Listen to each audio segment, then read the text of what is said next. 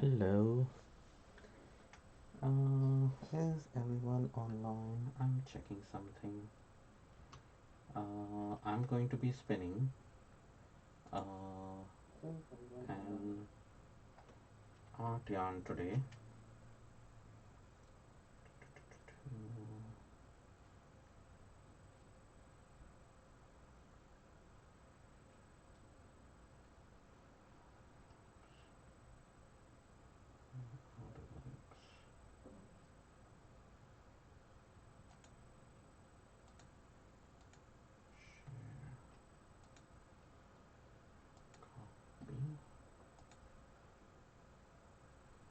Okay, give me just a second while I set this up.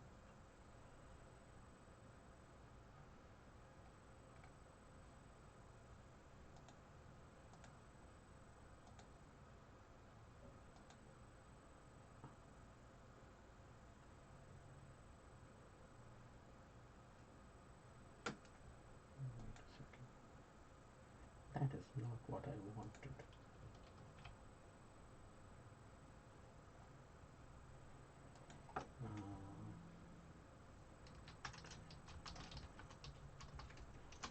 Give me a second.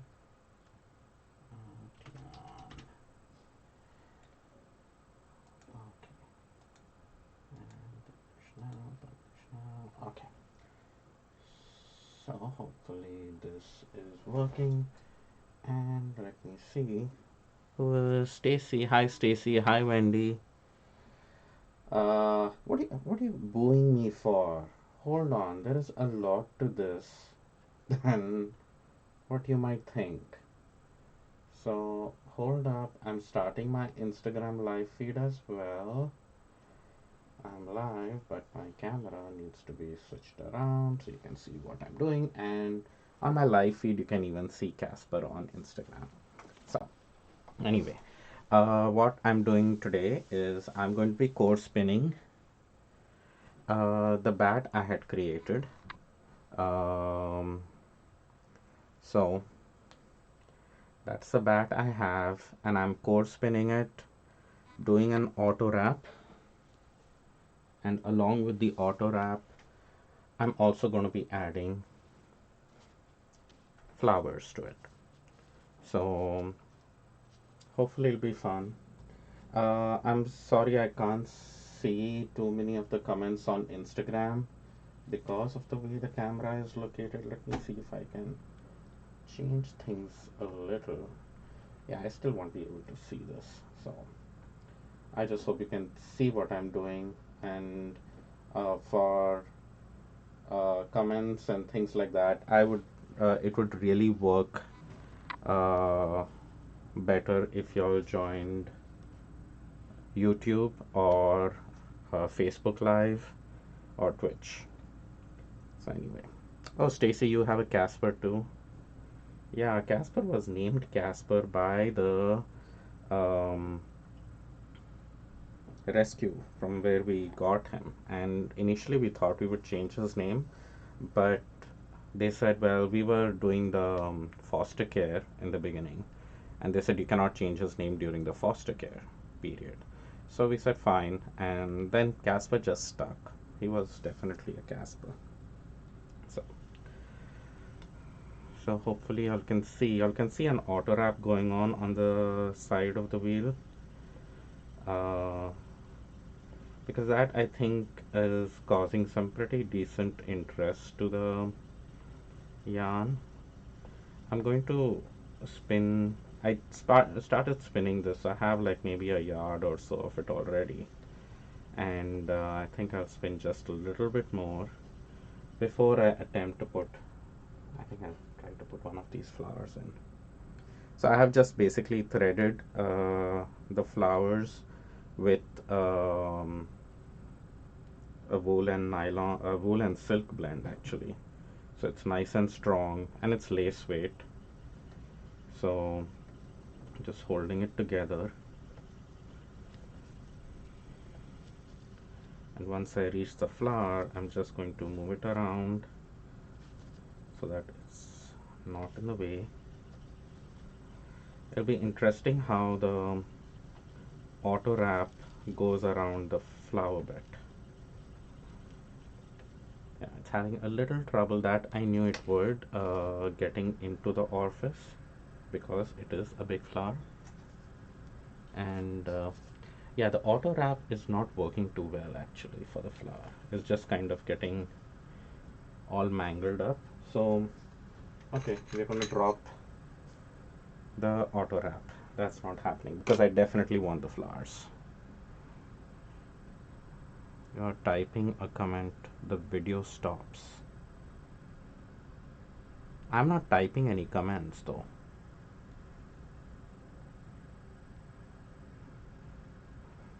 Let me know if it's still kind of happening.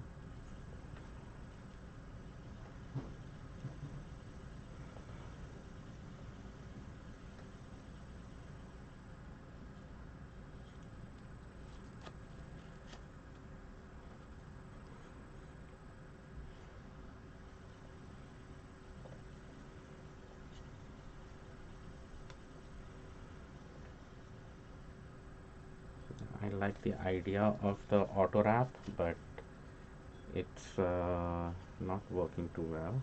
The flowers are getting in the way, but I just have to push them down, I guess, and then it's just a smooth sailing. Okay, let's try this again. With the flower, no auto wrap. I was liking the yarn with the auto wrap, but it doesn't seem to like it. Oh, when you type the video stops, that's weird. You're on Facebook? I don't know if it's a Facebook thing or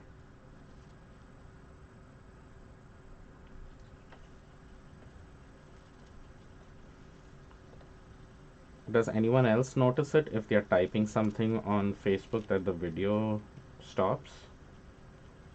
I guess it might depend if you were watching on the phone versus on the computer, because so far I haven't heard anyone mention anything like that.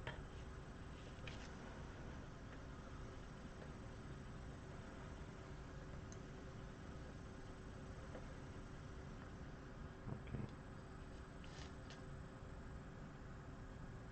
So every time the flower comes in, I do need to kind of, I need to move it in the wrong direction.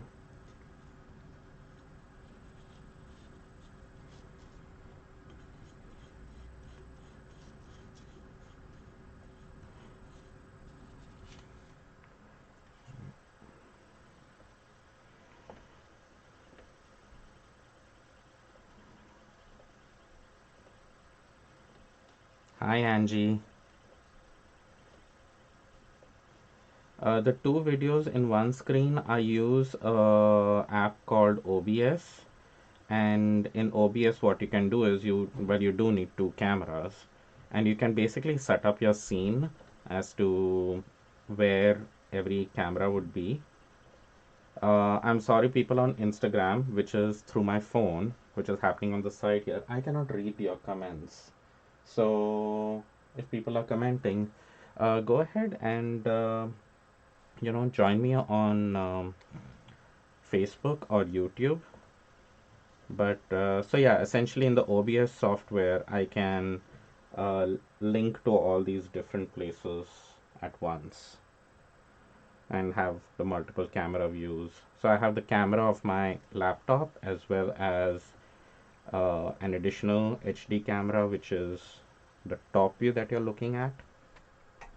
So, so I started to join this, but I'm out of fiber. So I need to take my bat, which is out here, and what I do is I essentially uh, strip some down the side.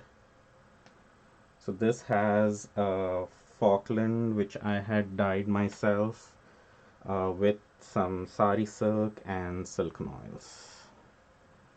Oh, you got it straightened out. So what was the issue, Stacy? Do you mind sharing? So in case it happens again, I know what's happening.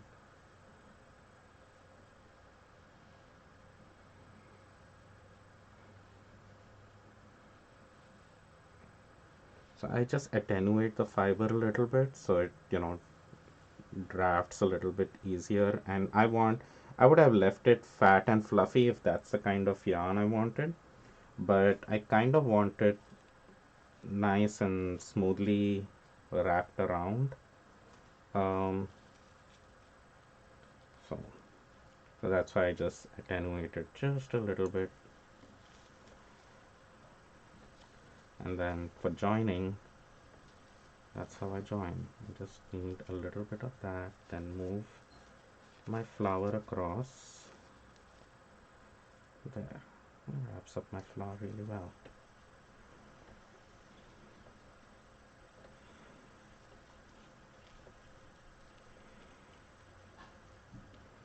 And every time I have the flower, I do need to push it through, help it along.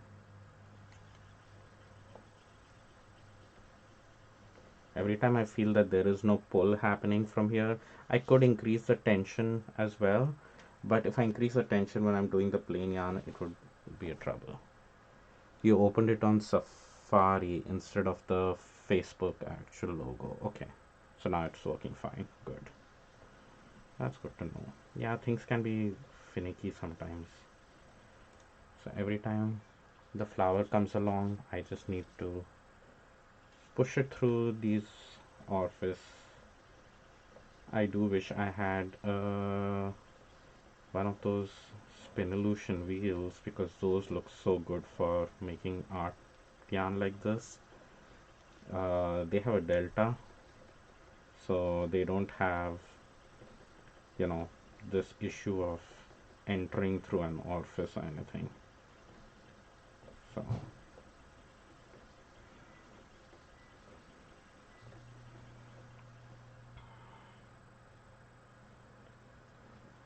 I think this will be a fun yarn.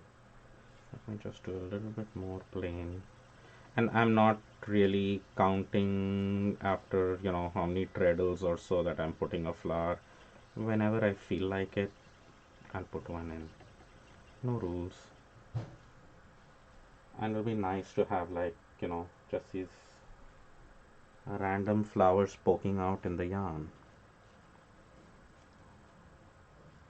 No one asked this yet. So what I'm using for a cone is it's 100% wool yarn from Pendleton.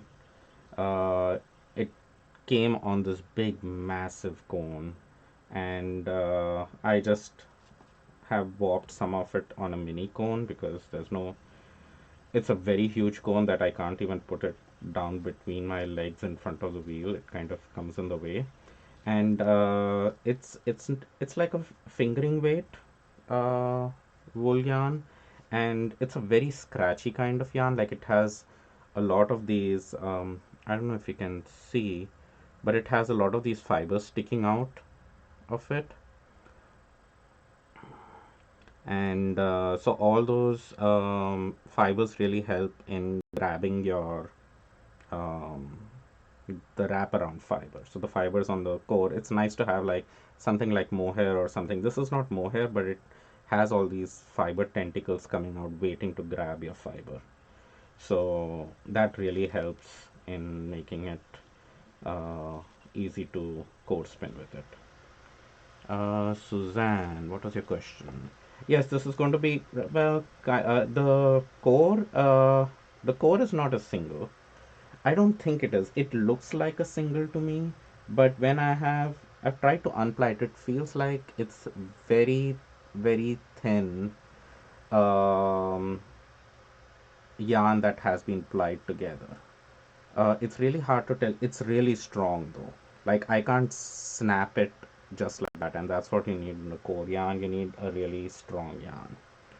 And the question was that what would I use this yarn for?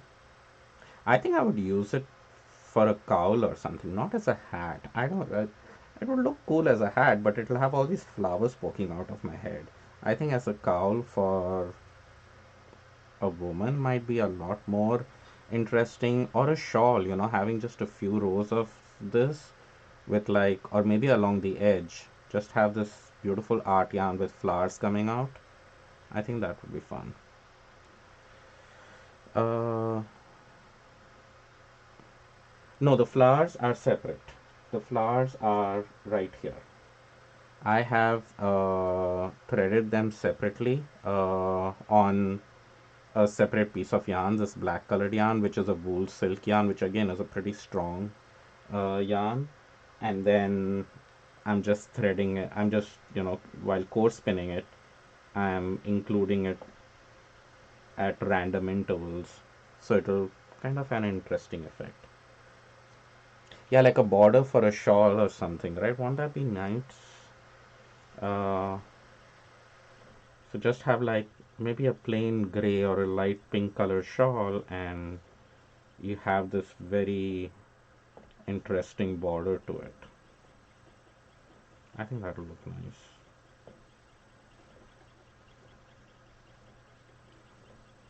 I'm just going to.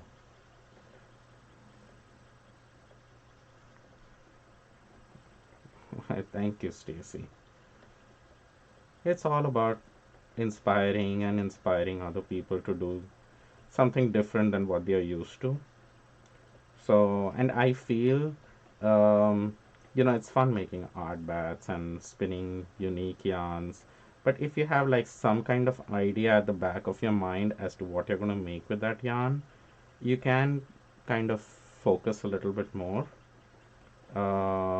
as to what you want to achieve. Like if I know I want to, I'm loving these sari silk bits in it. Look at that. It just makes the yarn so much more interesting. Sorry, that came up in the middle of my speaking. So now it's been a while since I've been just plain core spinning. I need a flower here. So what I do for adding it in is, so it's just basically this yarn that is threaded on the flower. I place it along with the core and then just wrap my fiber around it as though it's all one and the same thing. So the flower is not going to go anywhere. It's going to be uh, trapped pretty well. And then when I reach the flower, I just push it aside and then core spin on the remaining part of the flower.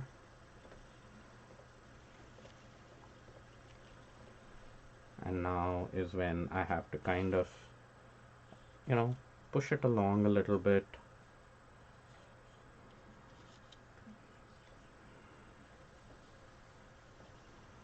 I need some room to spin some more. And then again, it's not like stuck. It just needs a little push through. And it is, the flower is just fabric and it's soft, so it really goes through pretty easily.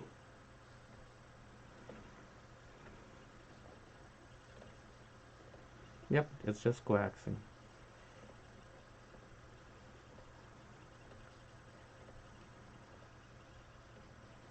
I actually, interesting you mentioned JC's name because I learned everything I know about art yarns and core spinning a lot from her class on Craftsy, which is now Blueprint.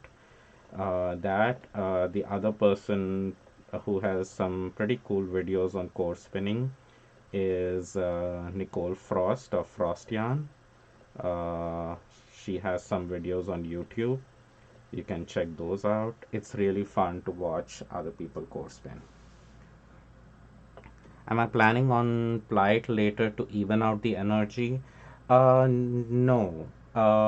In this particular case, not. Because what I have realized is because really in core spinning, your yarn is really what your core is, right? And all of this is kind of like decoration around the core. And this particular core, I've realized that I can even add some extra twist in it, and it really doesn't phase it too much. I do steam my yarn, and that more or less does even out that extra energy that it gets. Just steaming is necessary.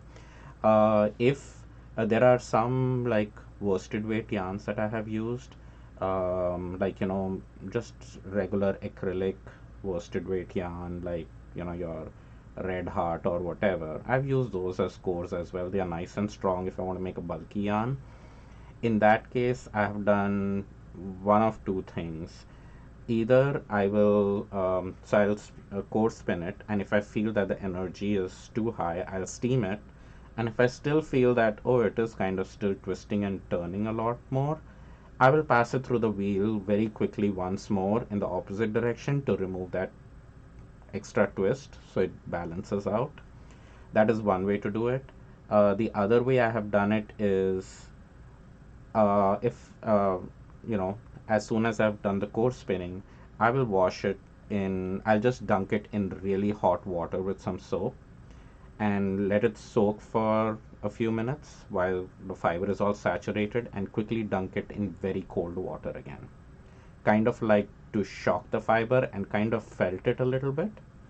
So that kind of takes care of the energy and makes the fiber around the core a lot, it gets a little felted to itself, not the yarn felting along with itself, but just the yarn. It becomes a lot more of a solid yarn. And then I remove it, and then what I have liked is if I take that felted yarn after it is dried out to just pass it through the wheel in the opposite direction with very little twist, so that it just opens the fiber a little bit, and actually it makes it a lot more softer because now you're kind of untwisting it and that fiber kind of blooms, that felted fiber, and it makes a lot more softer core spun yarn. So I hope I'm making sense. If I'm not, feel free to ask questions. These are, and the honestly, the main thing about, you know core spinning or making art yarns, or questions like, oh, should you pre-add a twist into your core or not, the answer is going to change from which core you're using, how much twist you're adding in, how fast you're spinning, how is your fiber wrapping around, do you like it nice and clean or do you like it just loose and fluffy. There are just so many things related to it. There's really not one clear answer to it. So what I say and what I have done and what has helped me is, just practice, make it, and see if you like the yarn. If it is not what you want, if you think you need more twist in it, add more twist. If you think it has too much energy in it, maybe wash it and then remove that extra energy. Uh, like if one step is not taking care of the process, try another step. If it has way too much energy, uh, then you might want to think plying it. Then think about plying it in different ways. Rather than just doing like a simple two ply or something, ply it with a thinner thread. You can do a spiral ply.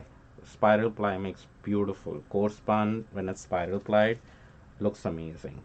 So you can do that. You could do super coils where you kind of spiral coil it, but you squish all your coiling together, and it makes a really beautiful yarn. So there is just so much you can do, even if there is a lot of energy, and to balance it out, there are just so many different things you can do. But you will not know unless you actually do it. And so you definitely need to do it for one thing. And the other thing is, take notes, because you will realize with different cores things change. Like all these things are going to make a difference. So if you want to repeat your experiments or kind of learn from what you did before, uh, definitely take notes so that the next time you know that, oh, with this core, I can get a single core span and it'll be fine and it's good. Stacy, you're feeling relaxed listening to my voice and thinking about spinning. Good. I'm trying to help in whichever way I can. That's the goal here. And honestly, having the videos and doing the live feeds are very calming to me as well, because it kind of uh, gives me some motivation to do something. And I'm like, okay, I should I'll get ready for this and do something. I'll get to chat with people. It's fun just listening to what other people, it's kind of like our own virtual spin group. This is all what we can do, whether it's spinning or playing with clay or knitting. um, I do plan to have as many videos as I can. um, I am trying something new. And let me first and foremost say that uh, there is absolutely no compulsion to do this, but I have started a Patreon page where, if you wish, you can make like a $5 contribution every once a month, and you are not going to be missing out on any of the live videos if you don't make a contribution or anything. So there is absolutely no compulsion to join in or do anything. It's You can still keep watching. I'm still going to be doing this how I'm doing it. Uh, the reason why I kind of wanted to do it was, for one thing, it'll be good to have some financial support, but also really, um, I wanted to be a little accountable for making these videos. So I thought, well, if I have even maybe one Patreon member, if I'm getting $5 a month from one person, I would be like, okay, I need to do something. I need to make something, and uh, being motivated to do work is a good thing. So, especially now with shows cancelled and all of that happening, uh, it's good to have some purpose. Okay.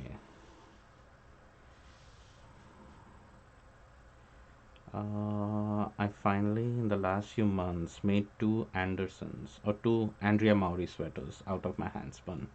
Weekender is the one that I want to knit. Uh, Most likely not for myself, maybe for my wife.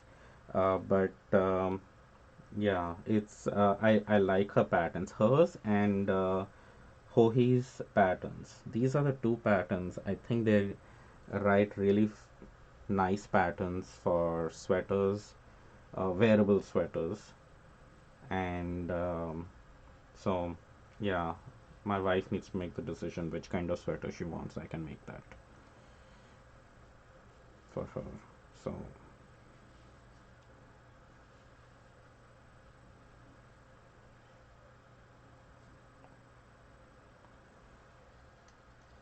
So yeah, um, the Weekender I really like because it's like really simple. It's a very free fitting size, you know.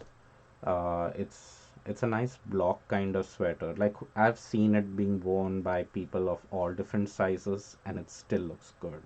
Like, it's not that sweater that if you don't get the perfect fit, it doesn't look good kind of thing. Caitlin Hunter's patterns. Okay, I need to look into that as well. I have two sweater quantities of yarn. I think only one of those is something which Rima would wear because she likes more sober colors. And I got one sweater quantity yarn in a crazy, shocking pink color. Like, it's so bright it hurts my eyes, kind of thing. I don't know why. I was just like, I want to do like a wild, crazy sweater. So who do, who knows who I'll make that sweater for? I thought it'll be a good sweater to wear at shows. Yeah, the Weekender feels like that cozy sweater that you can walk, sit in the house, or if you're going out, walking the dog, it's like one which you can wear. Yeah, I could over dye it, but there is something very satisfying about looking at that shocking pink color. It's like every time I see it, I feel so happy, but at the same time, I go like, I can't wear this. But it's just such a fun. Um, it's a very fun yarn, and it has all these colorful bits in it as well. And it's a mix of wool, cashmere, and silk, so it's a nice yarn too. So I just don't want to mess up dyeing it. And if I do dye it, then all those different colored bits, I would lose them. So it's like a little bit tweedy. So I'm really at conflict with what I want to do. I hope people on Instagram are getting a decent view of what I'm doing. I'm sorry I cannot read the comments on Instagram. The camera view just doesn't allow me to do that. Um, so,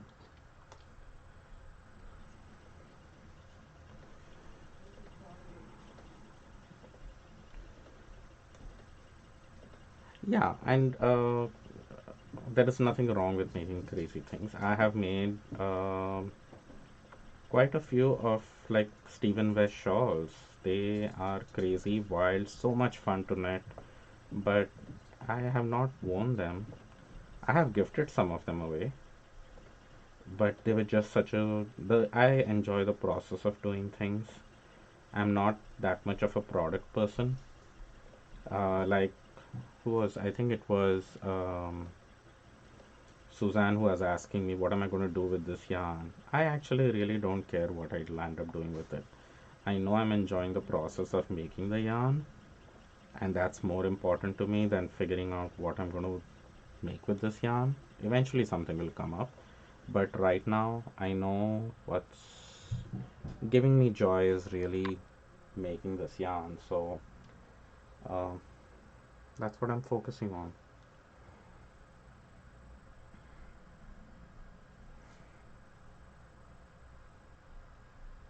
Oh, good, Elena. Yeah, I keep my Facebook live videos public, so you don't need to friend me and to see it. And also, you can see this on YouTube. So thank you for joining in from Instagram. Isn't this view a lot better than what you're seeing on Instagram? Like you can see me talk, plus the camera view of the spinning, I think, is a lot better. So, so yeah, at times like this, when most of us are on lockdown or something, just pick up projects which give you joy. Don't worry too much as to, oh, I want to make this art yarn, but I have no use for it. You'll figure out a use for it eventually. So don't make it stop you from creating things. So much better, right? I know. So see, everyone on Instagram, come over to Facebook or come over to YouTube Live. It's definitely a lot more fun to watch here, and I can read comments and I can answer your questions a lot easier. Instagram, the camera is like behind me, so I can't read it.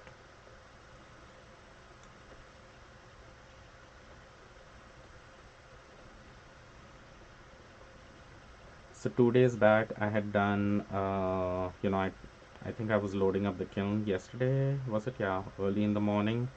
That kiln finished its firing late last night. It's still pretty hot for me to unload.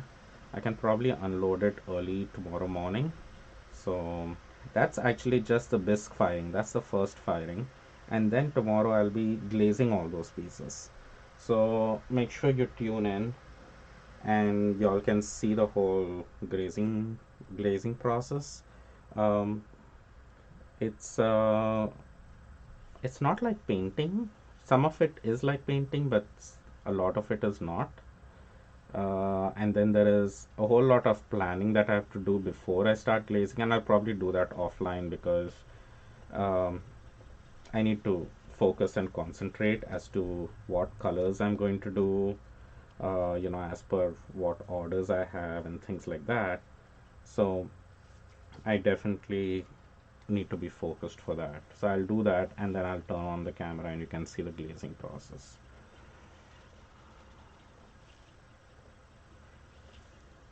Yes, I did. I have two cameras out here, and every time if I go to the studio, I kind of need to take this entire setup and set it up in a certain way down in my clay studio. And if I'm at the wheel, so I have set it up this way. If I am sitting on the table where I was making an art, or the art bat that I'm using. So I think yesterday or day before I did that video, for that the setup is again very different. So I have to reset up all of that. So it takes me a good at least 20 minutes or something to set up. I wish I had multiple cameras just set up everywhere and I could just turn on whichever camera I needed. But I'm not in the mood of investing into multiple cameras for multiple views for multiple rooms. Then, house is kind of going to look like this Big Brother house with cameras everywhere. Not fun. See you, Stacy. Thank you for joining in and chatting along. It was a lot of fun. So I am looking at these flowers that are stuck here and there.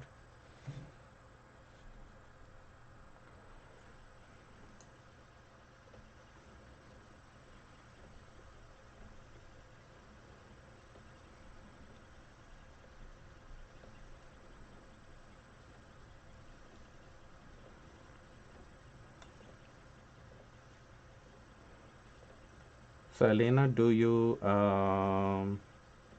spin as well?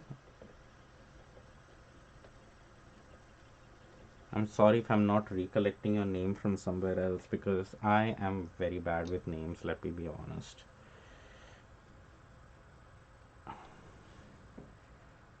Yeah, a sweater would look really nice. You have this whole big floral thing at the top.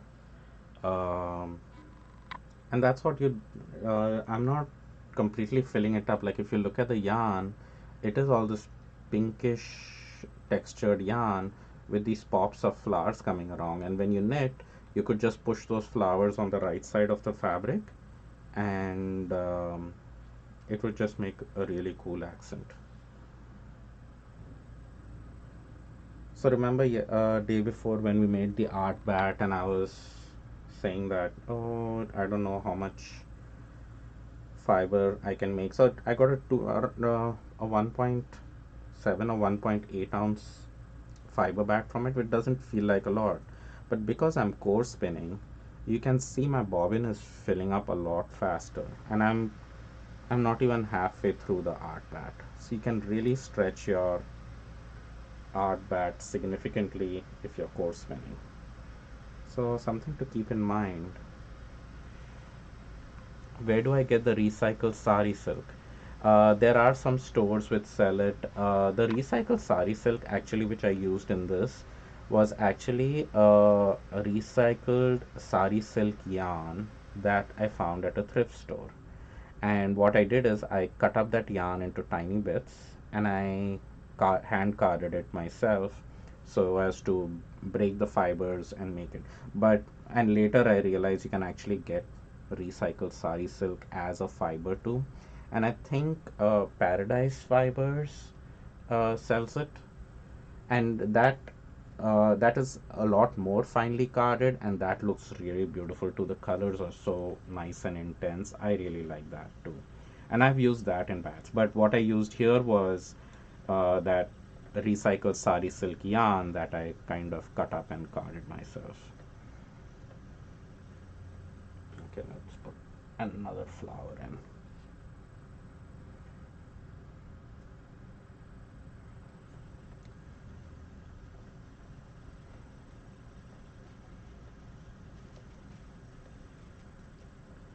And it's interesting with a lot of my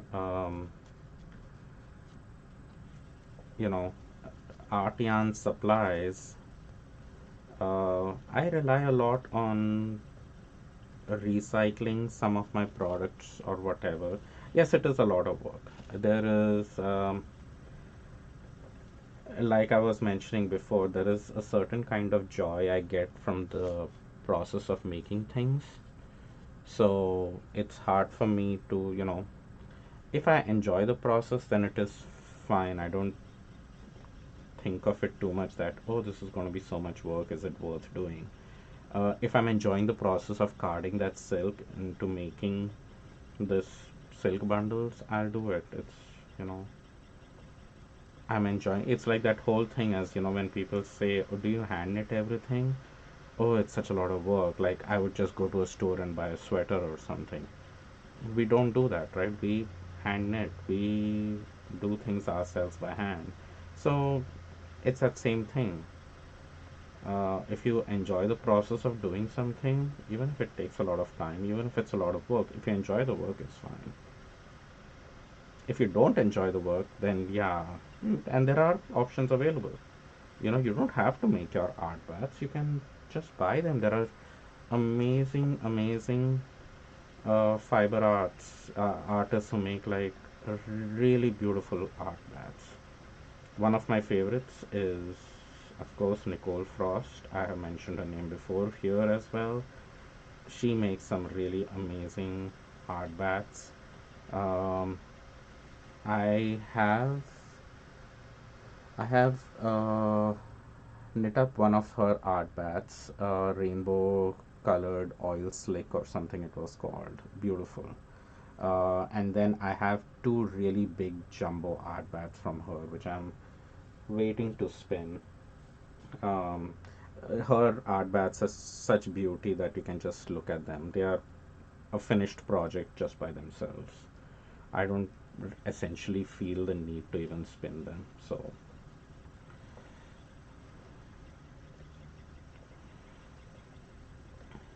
yeah, that's essentially my theory of working with anything. If it's not fun, uh, what's the point doing it? So, and if it's enjoyable, even if it's a lot of work, so what? At least you're having fun doing it.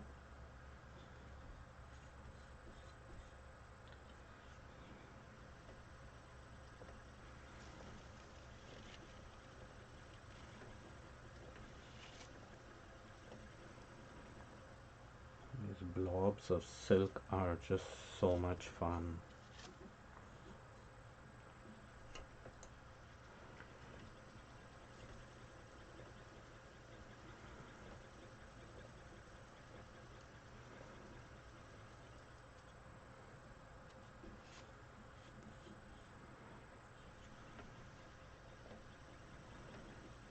I can't wait to finish this up and just knit it and see what happens. That's the other thing that, uh, spinning leads to, because you get time to be with your thoughts and think about what you're doing or what you're making, and at the same time thinking, oh, what could I make with this? Could I knit it, or would it look nice weaving it?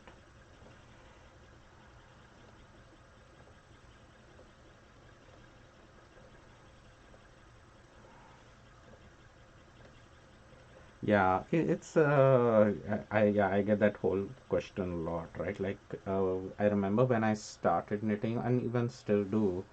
I do like to knit socks a lot, and I do wear socks. I'm wearing hand knit socks right now, and I got comments from a lot of my non-knitting friends as to uh, why do I knit socks? Because you can get them so cheap in a bundle.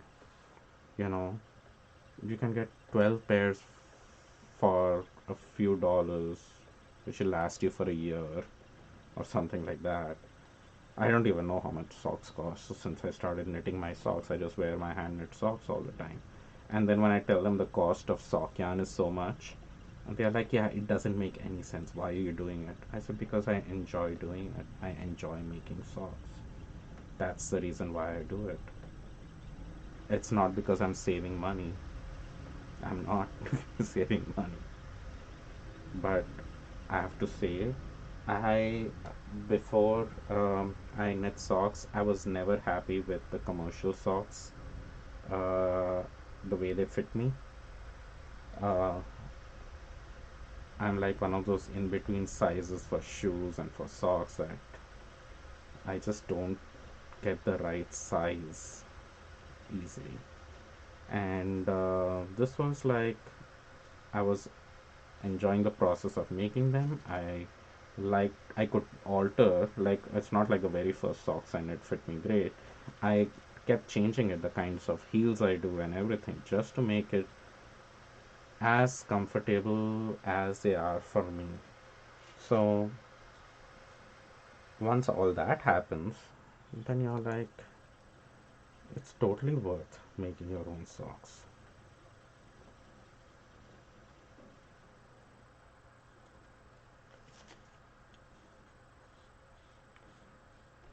Yeah, we rarely save money. That's true, Suzanne. It's like such a myth, right? That, oh, you'll save so much money making your own things. No, you don't. I think we save money in therapy.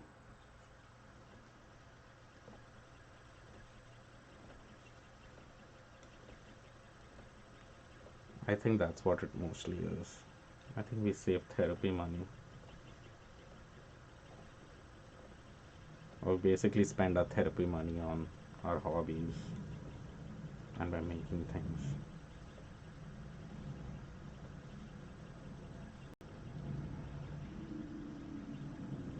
Oh, you like knitting socks out of handspun? Yeah, I have not done that yet. I means I have. So I'm one of those spinners. When I actually spin my yarn, like if I'm just making, regular yarn, not art yarn, I actually just spin my singles and I just leave them on bobbins for a endless amount of time. I have bobbins filled with singles, and my and when I have actually applied them to make yarn, it's always based on what kind of project I want to do with it. So, like if I want to do a color accent on a sweater or something, I will look at all the singles I have, I'll ply them up together, make my yarn, and then use it. Uh, Other than that, the single is usually just sitting there. On some yarns, it's very planned as to how I'm spinning the singles, as far as color management is concerned. So those I will go ahead and ply them as well right away. But for the most part, I spin my singles and just keep them on storage bobbins. So when it comes to doing socks, I every time think that, oh, I need to spin for socks. So I've never gone to that point uh, of actually using one of those singles, plying them up and making sock yarn out of it. But I think maybe that should be my next focused um, regular spinning project, is to make sock yarn.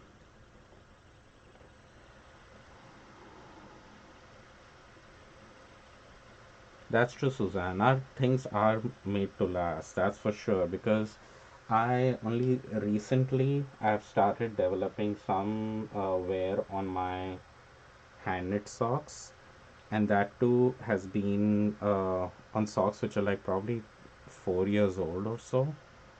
So, and they have been worn a lot. It's not like, I just wore them twice and they have developed holes. No, these socks were really worn a lot.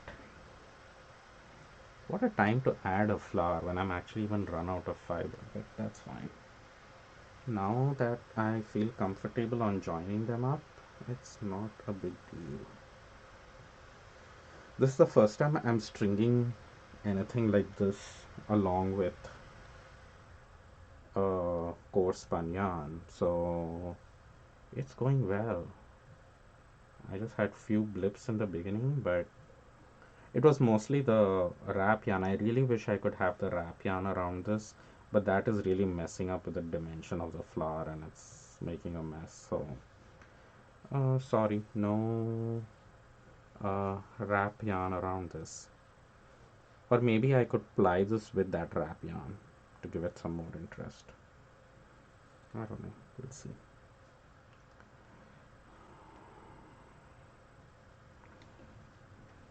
And Suzanne, I think knitters and spinners, we have ways to convince ourselves that we are saving money by doing this. That is another thing of, I think, every hobbyist, which, we can admit out here. I think it's most of us are spinners and knitters here. We're not saving any money.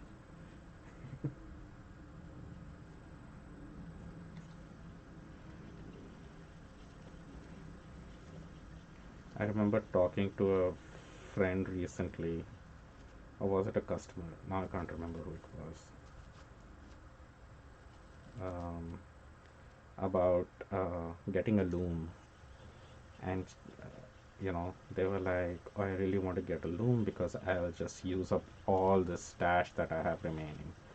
I said, please, you think you're buying it to use up your stash, you'll be buying even more yarn. And in fact, now you won't be buying single skeins, you'll be buying cones of yarn because now you have a loom. So that there is never a justification that, oh, you're using up all your yarn. No, that's not happening. Yes, you will start using it up faster, but you'll also end up buying a lot more. Yeah, we pay for having fun. Nothing wrong with that.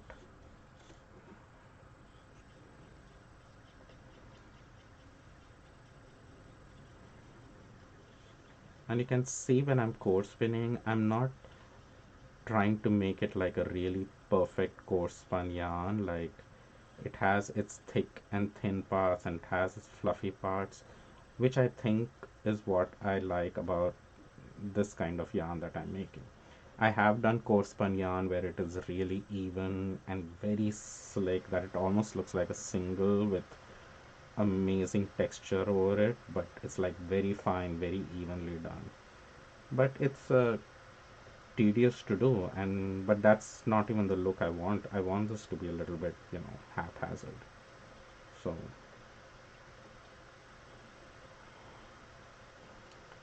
yes, and then there are sheep. At least I've not gone. I have I've not gotten an entire fleece yet.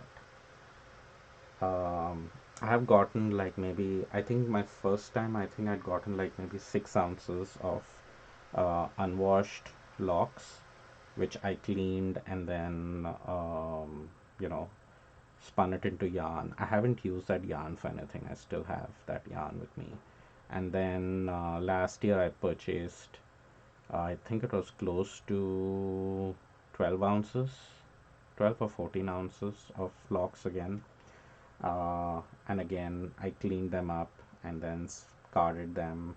And now they're sitting as bats behind me. I don't know if y'all can see.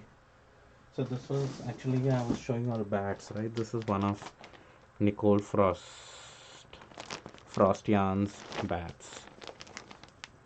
Look at those colors. I don't want to open it now because I'm going to make a big fluffy mess out here. Romneys. Oh, so all the locks that I have are all Romneys too. I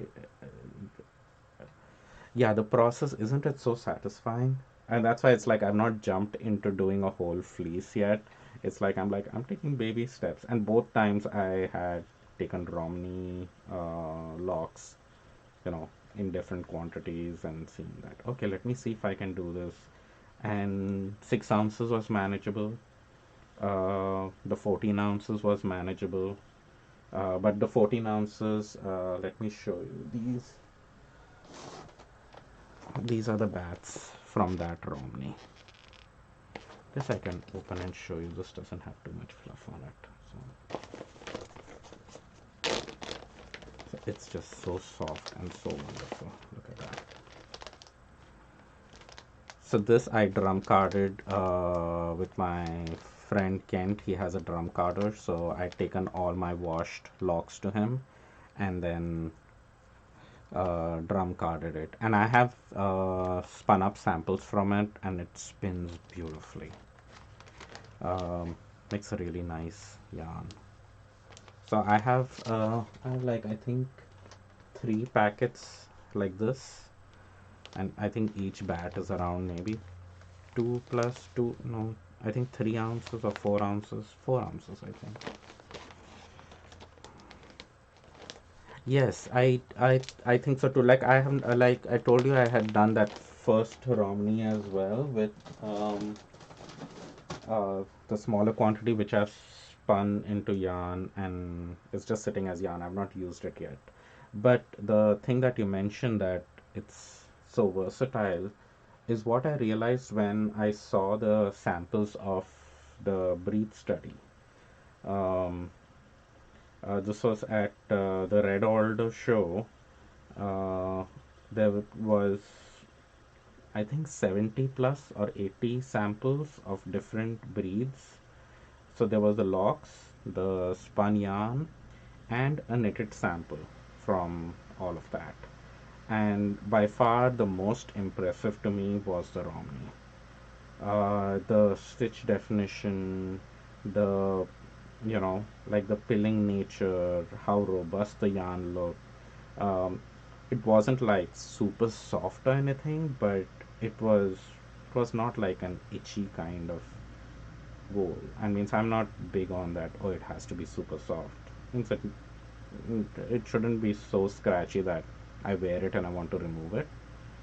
It shouldn't be that, but Romney was like the perfect blend of, having it super soft versus really robust.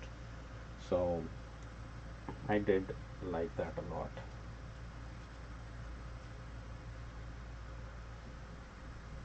And I still have so many flowers. I'm wondering if I'm not adding enough. And I think, yeah, it depends on how it was spun. This was, and they had at the breed study, there were samples of, I told you, so many different breeds, and then there was some that was spun as a 2-ply, some was spun as a 3-ply. This sample which I had seen, I think, was definitely a 3-ply, and 3-ply for regular knitting is one of my favorite yarns. I really like a good 3-ply yarn. It's nice. It's nice round yarn, makes such nice stitch definition. So good for anything textured like cables or just basic knit purl stitches also. Two sweaters with Romney. Yeah. Oh, so okay. So that will be if I do get a fleece ever. I think I'm gonna go for a Romney again. And my friend Kent, who actually did do whose drum carder I borrowed, he had purchased a Romney lamb fleece. So it wasn't like 6, 7 pounds or anything. It was, I think, around 3 pounds as far as I remember, or maybe a little more than 3 pounds. But after cleaning it and everything, it's so beautiful and soft. Susan just telling me I'm ready.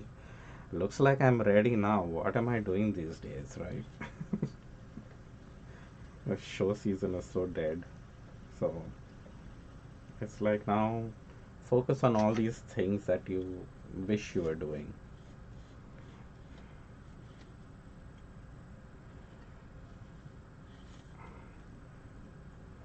So what's the best way you have realized to for washing your fleeces? How do you do it? Then I'll share my method.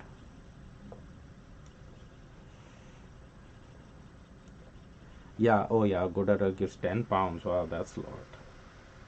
Yeah, so this was, he got the whole entire fleece, and because it was only 3 pounds, and I think it even said that it was from a lamb, so maybe it was your first shearing of the lamb, I don't know, but it was really nice fiber, very soft. And I think his staple length was a little shorter than the Romney that I got, but it was still pretty good. So you soak in cold water, then very hot in unicorn. Yeah, okay. In unicorn twice. Okay. Rinse and dry. Okay. So I also do something similar.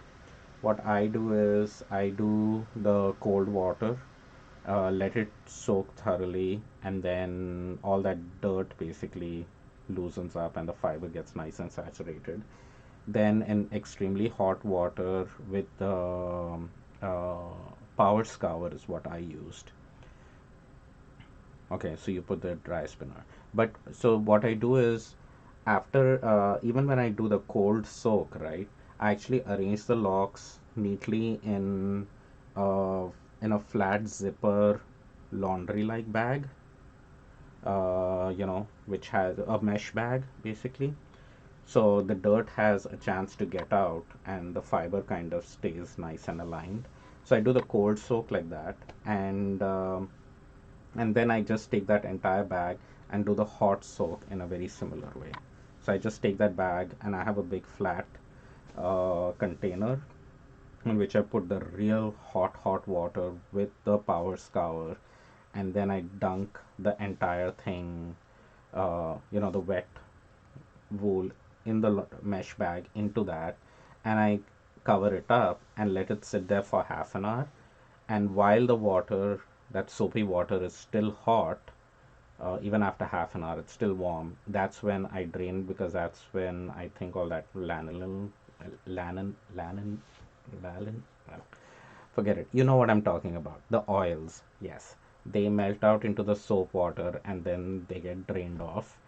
And then if it is still pretty dirty, or I still feel that it's, has more dirt or more oil in it, then I would do it again. Yes, that's what I'm saying. I just don't know how to say it, I guess. Lanolin. Lanolin? Okay. And then, and this was again, I'm talking about when I have only quantities of 12 ounces to the max. Yeah, a 10-pound big fleece, I have no idea how I would tackle that. And then I take that wet bag and I just put it in my washing machine on the spin cycle to spin it dry. So so you did that in the beginning too, and if you have 10 big fleeces, yeah, that even this took forever. The 12 ounces, it's that all that waiting, and I think in my mesh bag I couldn't even put 12 ounces together. I could do only half of it, so I did, I think, 6 ounces at a time. So that also took me 2 cycles and took me an entire day just to clean 12 ounces. So if I had 10 pounds or something like that, that would be just nuts. Yeah, so yeah, hot water and all that makes sense. And then you don't bother with aligning them and stuff. So then do you use a drum carder to card it, or how do you prep up after it's all dry and clean?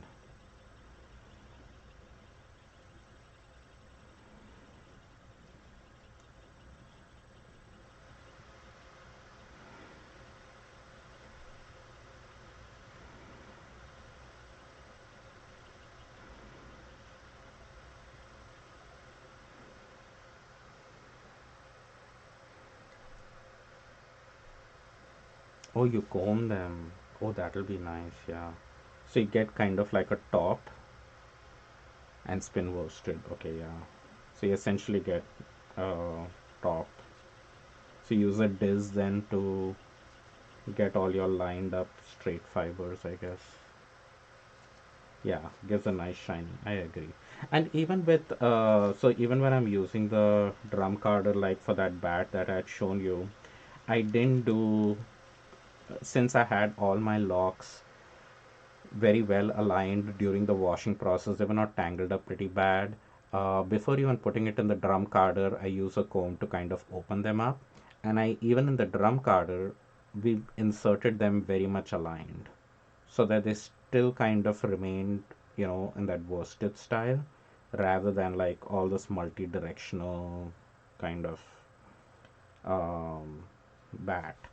So, uh, so I did that, and then like I haven't spun this up clearly because you saw the bats, but what my friend did with his lamb fleece is he dished it from the bat and then spun that, so it was still very smooth and shiny, and it also had some loft to it because it was on the drum carder, so it wasn't like a complete worsted prep, but it still wasn't bad. Like I kind of liked the loftiness of it, and what a nice yarn it made. So that's why I was like, when I saw his yarn like that, I said, okay, fine, I want to prep my yarn just like that. So that's why I used his drum carder, and he said, you know, when you wash it, just make sure that your locks are not going crazy. Just wash them aligned. It'll be easier to manage, easier to card it in the drum carder, and yeah, that's what we did. And I think I made, like I told you, 3 or 4 bats, and then split up the bats and carded them once more, so it was like a nice and even. Hi, Casper, you want to say hi? Yeah, Casper wants to say hi. Come here.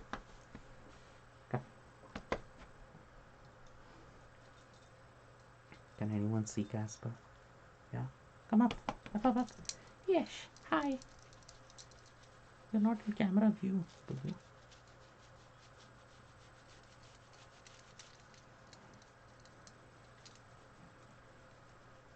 Casper needs his snuggles every now and then. Yes, you do. Yes, you do. What? Were you eating grass outside again? I saw you eating grass. Do you want to go in the backyard? Go in the backyard and play. Go. Okay. Yeah, I'm not coming. Daddy's working. Daddy's working. Go. Go by yourself. You're a big boy. Yes, Casper's a big boy. Yeah, he needs his attention. He's like, it's been. See, he gives me only an hour to do stuff. See, it's been exactly an hour and 5 minutes that I have ignored him. And he's like, okay, that's enough. It's time for me.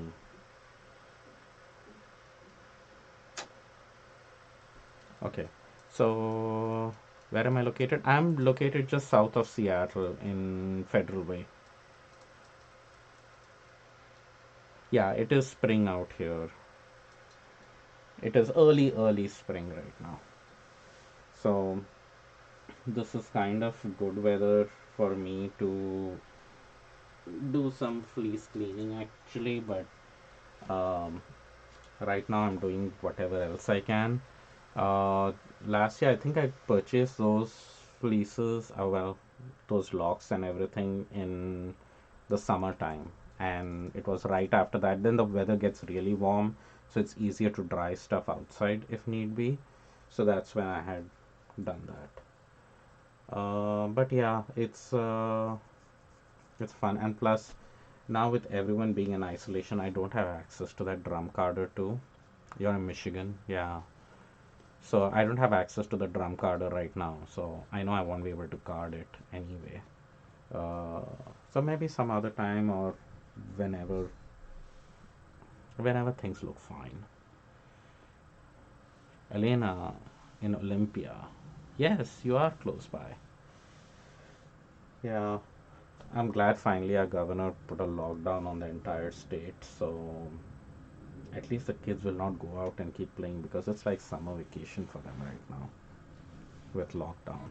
So it'll be kind of nice to see if we can stay at home and do what we need to do. So anyway, I will sign out because Casper just reminded me it's been an hour, and I will see you all later. So take care, and we will connect soon. So hopefully I will finish this bat later on today, and then maybe even finish it and then maybe knit something with it right away. I don't know. If you'll motivate me, then maybe. You too, Suzanne. Thanks for joining in. Bye, everyone. Bye, Elena.